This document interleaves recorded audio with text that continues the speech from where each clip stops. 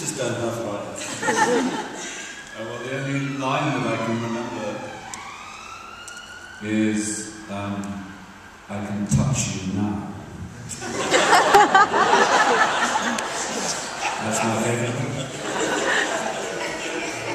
I can talk about a moment of liberation to do with my costume, because it was an irritating costume to wear. It was too long, and sometimes I would trip over it.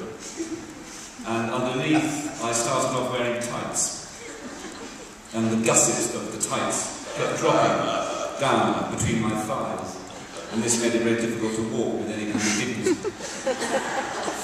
So eventually I said to my dresser, a lovely young man called Neil, I said, because I have to cut these tights and I'm going to have garters at the top. So I enjoyed then having these garter belts on each leg.